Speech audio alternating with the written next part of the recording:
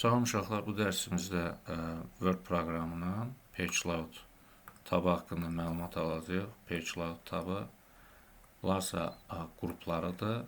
Themes, mövzular, Page Setup, səhifə ayarları, Page Background, səhifə arxa fonu, paragraf, Arrange düzənləmə bölümləridir. Bu bölümlər haqqında məlumat almağa çalışacağıq.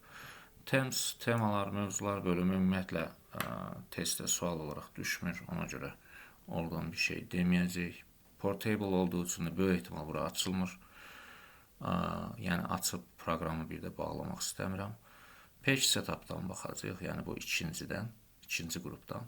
Margins var. Əslində bayaq bunu mən belə deyim, video dərslərin birində bunun izahı var. Gördüm. Ona görə də çox üzərində durmayacağım. Hər sizə də aydın olacaq. Kənarlıqları təyin edirsən, nə qədər məsafə buraxsın vərəqin kənarlarından. Bunlar təyin olunur. Orientation'da demək, vərəqin orientasiyası vəziyyətidir, duruş vəziyyəti. Portret olsun, yoxsa landscape olsun. Belə deyim, əgər Word-də cədvəllər hazırlayırsa, cədvəllər çoxlu sütundan ibarətsə, landscape, yəni albom formasını seçmək yaxşıdır. Ya da, belə deyim, daha çox yaygın olan bir yazı var, satılır. Ona heç vaxt portrait yazmırlar, yəni landscape yazırlar ki, daha geniş sahəyə yerləşsin və daha böyük olsun. Size bölümündə vərəqin ölçüləridir. Buradan A4 görürük ki, seçilidir. A4, A5, A3 bu vərəqlərin ölçüsünə baxın. Rəqəm kiçildikcə ölçü böyüyür, yəni belə yadınıza salın. A5 ən kiçiyidir. A kateqoriyalı vərəqlərin, burada olan vərəqlərin. A4 ondan 2 dəfə böyükdür. A3 isə A4-dən 2 dəfə böyükdür. Bu şəkildədir vərəqlər. Sonra column var, sütunlar. Məsəl üçün, testləri adətən 2 sütunla qeyd edirlər. Burada more columns var. Buradan da orta xətti seçmək olar. Əgər mən 2 sütun seçsəm, baxın, bu orta xətti seçib, ortaya da xətti salmaq mümkündür. Sonra breaks var burada. Page break var. Bu page break'i bildik, səhifəni sonlandırır. Burada sütunu sonlandırır. Text wrapping var. Mətn hissəsini bükür, gizlədir. Sonra next page var. Sonraki səhifəyə keçir. Continuous. Enter vəzifəsi kimi bir vəzifəni yerinə yetirir. Yəni sətri olduğu yerdə bitirib aşağı sətrə keçir. Even page cüt səhifələrdə hərəkət edir. Yəni 2-dən 4-ə keçir, 4-dən 6-ya.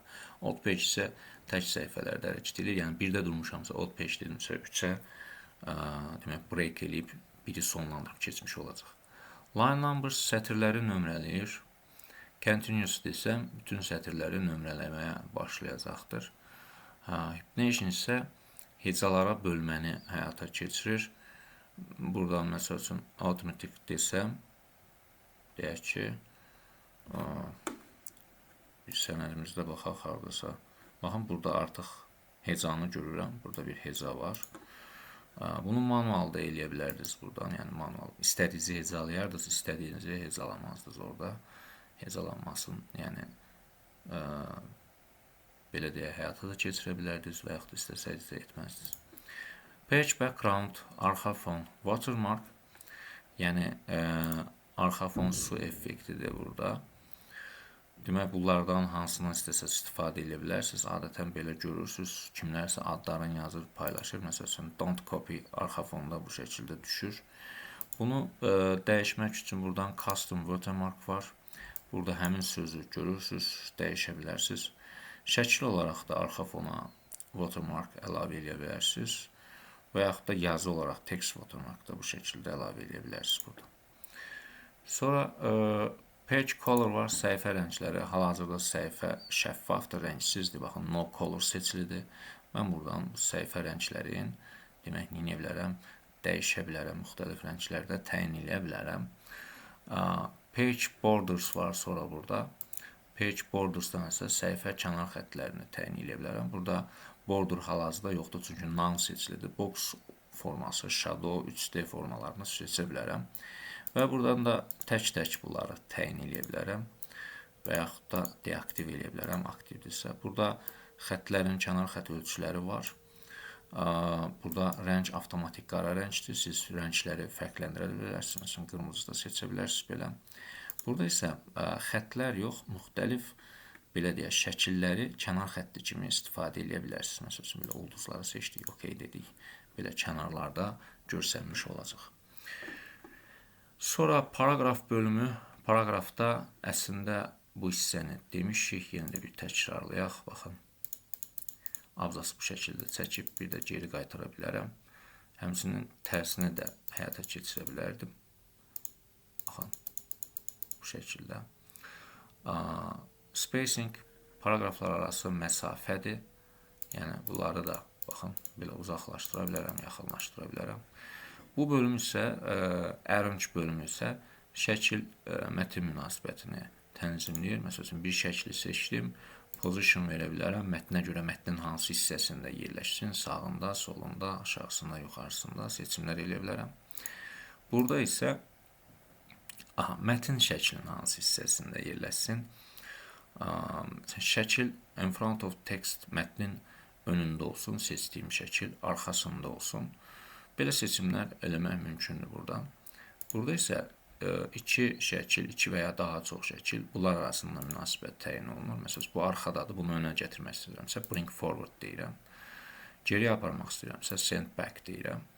Burada selection pane, bayaq bunu biz demək videoda, home'da burada selection'da görmüşdük, selection pane.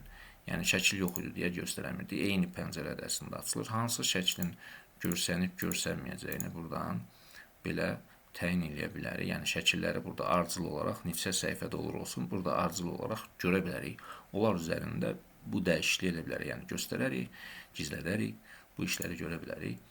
Page layoutdadır, demək, arrange bölümü, əsas qrup olaraq. Sonra align var burada, düzənləmə var. Align left, yəni seçdiyim şəkli soldan düzənlə, align center, mərkəzdən düzənlə və s. Rotate, demək, rotate, neynəyəcək, baxın. Hansı bucaq altında görünəcəyi mənə təyin edir. Bir də qrup var burada, onu da deyək, qalmasın.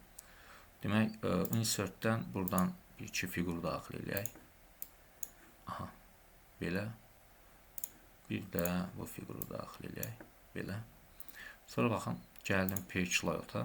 Baxın, bu fiquru seçəndən sonra əlim kontrolda digərində seçirəm. Seçdiyim zaman qrup burada aktivləşir. Bunlara qrup desəm, bunu bu şəkildə qruplaşdıracaq. İndi belə hərəkət elətdirəndə ikisi bir yerdə gedəcək. Haradan yapışam, yəni birləşdirdi, qrup halına gətirdi. Buradan ungroup deyib, bunları belə ayıra bilərəm. Artıq bunlar tək-tək görsənirlər. Bu da oldu. Demək, bizdə page layout tabı.